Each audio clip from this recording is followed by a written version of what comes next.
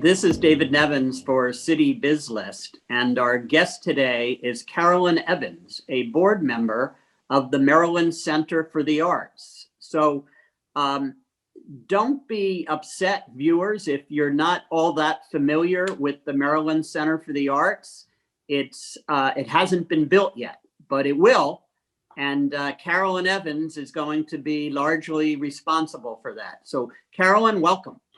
Thank you, David, for having me. So Carolyn, Maryland Center for the Arts, some of us know, obviously, but many of our viewers don't. What is it? Where is it? What do you hope it to be? And take a minute or two and tell us what it's all about and how you got involved in it. The Maryland Center for the Arts is a project in Harford County, Maryland, about 2 miles up from 95. It is situated on 41 acres of property, which was donated to the Maryland Center for the Arts by the Emily Bayless Graham Trust for the purpose of establishing an arts center in Harford County for the benefit of the region. We are presently working through the project process, the build project here in Harford County. We have received all of our zoning approvals. We're now working through the building permit process. We are actually hoping to break ground on the first building of the first phase, hopefully in November. That will be a multi-purpose community arts center. It will be used for arts performances, arts education, arts exhibitions, anything you can think of. It can seat up to 400 people in a variety of settings. It will have a catering kitchen. The second part of this first phase is an amphitheater. We will see 500 people with stationary seats, and then another 500 people on lawn seating. And then in the future, we have 2 more buildings that we will be building as well. The idea being an arts campus to cover all segments of the art, performing arts, visual arts, written arts, the arts as a whole. Wow. So this is quite exciting for people who live in Harford County and near Harford County. So such a project didn't start itself. Tell us how it got started, where we are today. I know you indicated construction would begin in some months, but tell us a little bit about how it got started beyond the donation of the land and your role in it and the boards and so forth. The project has been going on for some time now. I started my participation with the project in 2014. It was going on prior to that. It really was a genesis of local leaders in this community who really saw a vacuum in this community for arts and in the region for arts. If you live in Harford County and you want to see anything of a large nature, you go to Baltimore, you go to Washington, you go to Philadelphia. And we really felt there was a need here in this community to add on to that and give people some other options and to enhance the lifestyle here in this region. So it's been a long time coming. We've gone through many hurdles, but we are here now where we have a building permit in sight, and hopefully we'll be breaking ground in November. Wow.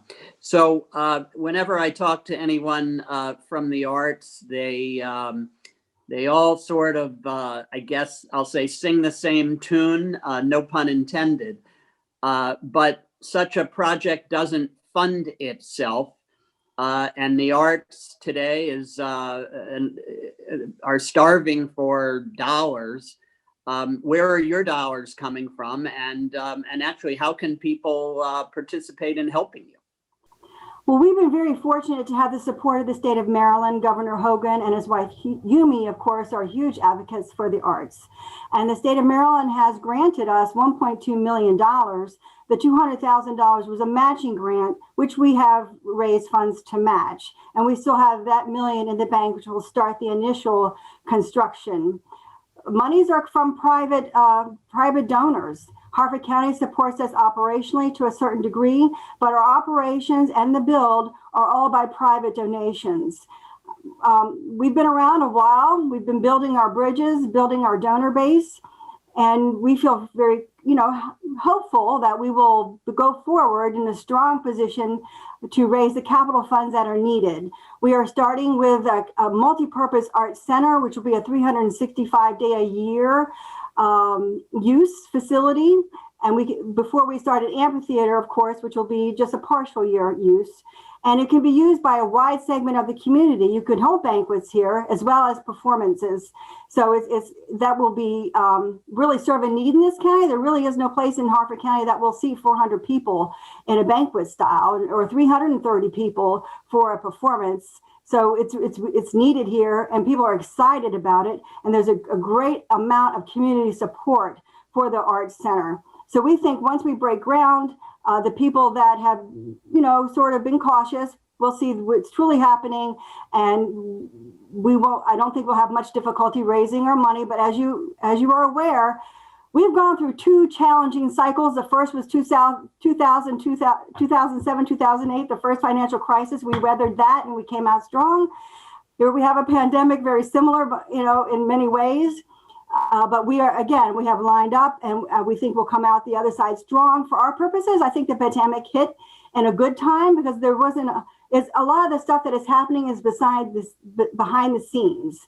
So we really don't need at this moment to raise construction dollars until November, December, and hopefully by then the pandemic will be largely behind us and people will be excited to move forward. And I'm sure you wouldn't mind necessarily. The viewers of Citybiz List are C-suite folks throughout the region. I guess you probably wouldn't mind if someone saw that there was a need for funding an arts center in Harford County, and some philanthropists contacted you as the result of this interview also. Well, absolutely. And it's not named the Harford County Center for the Arts. It is the Maryland Center for the Arts, and it is to be used by all the citizens of Maryland. And we truly hope that we will get support from all over the state of Maryland so that people who are close by, traveling through, live here, can enjoy the arts here in this community. Carolyn, I know that the pandemic has put a little bit of a dent in your communications efforts and some of your fundraising efforts. My initial exposure to the Maryland Center for the Arts was the result of an amazing event that you've held a couple of times. Share with our viewers a little bit about that and when you hope perhaps to bring that back. Well, our signature event, which I have been co-chair of the event with Dr. Mary Teddy Ray, is a Dancing for the Arts Gala. We were going into our 13th gala, which had to be postponed and ultimately canceled because of the pandemic. We are expecting to hold it on April 16th, 2022. We're not going to have a gala this year, but it is a fun event.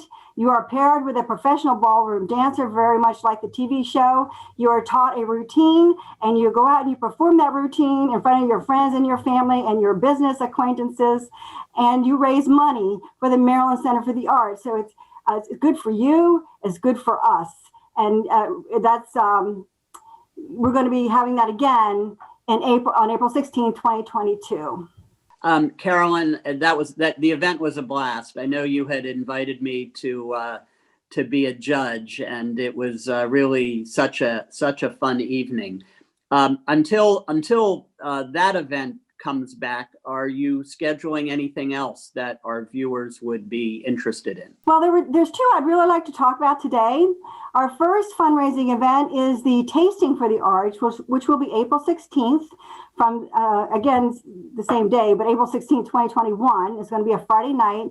It is a virtual wine tasting tutorial by Al Spoler, who is the host, of course, of Cellar Notes and MPT's Radio Harvest,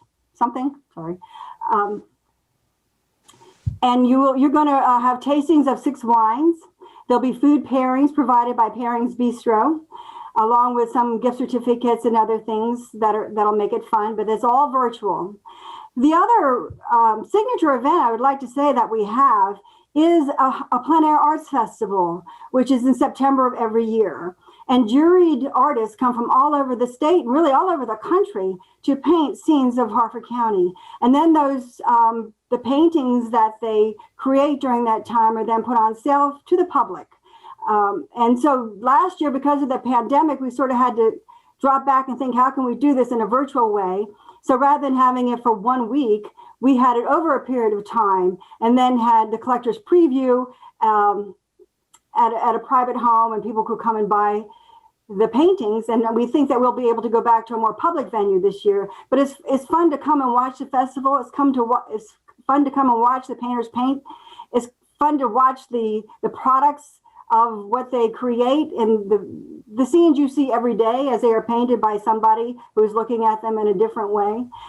Every year I end up buying a painting, and I display it proudly in various places. People come every year and they collect the art, and it's good art, it's affordable art, and the event itself is a lot of fun. And I would like to make the viewers aware of that. Yeah. Viewers, we are just, people can see us, they can listen to it, they can read us. So any of those classifications work, I think. The Maryland Center for the Arts, soon to be located in Harford County. I know that, I guess that means Harford County is not the maybe sleepy bedroom community to Baltimore that it once was. And you're a part of really transforming it into quite a destination. Well, I think so. I grew up here, and believe me, it bears no resemblance to the Harford County of, I'm not going to tell you how many years ago. No. Good progress. We have beautiful towns, Havre de Grace, Bel Air, beautiful farm country, along with, the regular shopping and industrial areas. It's truly a beautiful place, and it's enhanced. There is the entertainment district in Havre de Grace, where you can go to the Opera House. You can go to the Armory in Bel Air.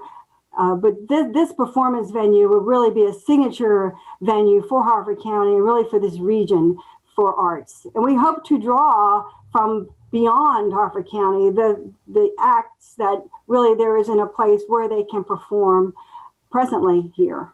That's wonderful. So how can folks learn a little bit more about the Maryland Center for the Arts? Well, we have a website. It's mdcenterforthearts.org. But if you Google Maryland Center for the Arts, it will take you there. There's a lot of information. You'll be able to see the site plan, which has been approved by Harford County. You'll be able to see the architectural renderings of the first build, as well as the amphitheater. There's also plenty of giving opportunities that I did not get into today that you can access through that website as well. And truly, any donations are very much welcome and needed.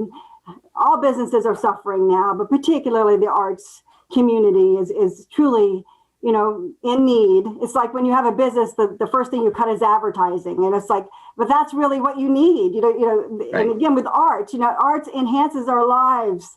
We've all been streaming Netflix. We've all been listening to music. Where would we be in this pandemic without the arts? And it's important to nurture artists and give them a place to perform when this pandemic is behind us, ultimately. Well, Carolyn, thank you. And kudos to you and your colleagues on the board and your new executive director and others for making this happen. It's been great to host you. Well, thank you so for much. inviting me, David. Our pleasure.